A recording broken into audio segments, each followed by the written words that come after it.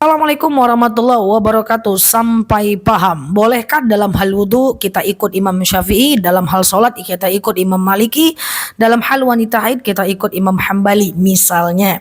Jawabannya adalah, teman-teman, kita punya negara yang tidak bermazhab. Negara kita tidak memaksakan kita untuk bermazhab.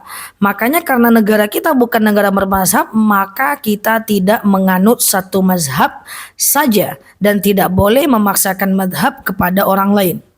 Nah, beda halnya ketika kita negara yang bermazhab. Misalnya, pemimpin kita bilang, "Hei semua rakyat Indonesia, kita semua ikut mazhab Hambali ya." Maka ketika pemimpin kita ngomong begitu, kita terjebak dengan satu dalil, Atiullah wa atiur rasul wa ulil amri minkum. Taatilah Allah, Rasul dan pemimpin di antar kalian. Tapi berhubung kita bukan negara madhab, maka kita dibebaskan memilih madhab sesuai dengan yang kita mau. Pertanyaannya adalah, dalam hal sholat saya ikut Syafi'i, dalam hal wudhu saya ikut Hambali, dalam hal haid saya ikut Hanafi, dalam hal tasyahud saya ikut Maliki misalnya. Apakah boleh? Boleh saja. Berbeda kasus boleh beda imam, tapi satu kasus tidak boleh berubah-ubah. Contoh misalnya, wanita haid masuk masjid. Ada yang mengatakan tak boleh masuk asal tak 7 langkah berdosa.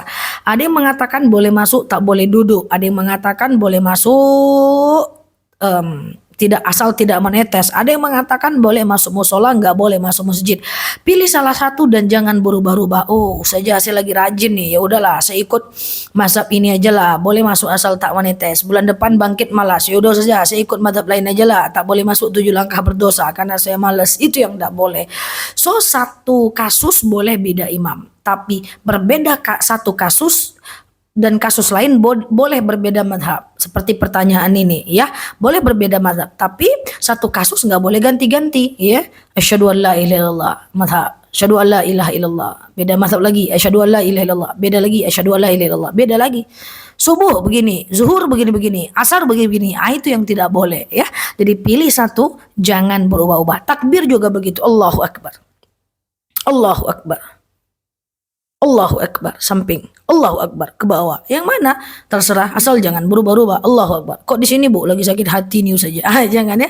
Jadi pilih salah satu, jangan berubah-ubah. Beda kasus boleh beda madhab, satu kasus jangan berubah-ubah.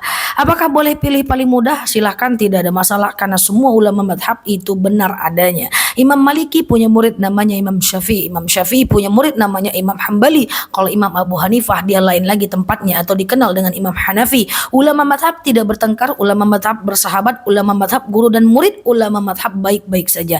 Jangan memaksakan madhab. Banyak yang bilang Indonesia ini Syafi'i. Enggak, Syafi'i itu adalah ulama yang pertama kali syiarnya nyampe ke Indonesia ya. Apakah ulama Syafi'i yang paling benar? Tidak, tentu tidak sepertinya seperti itu.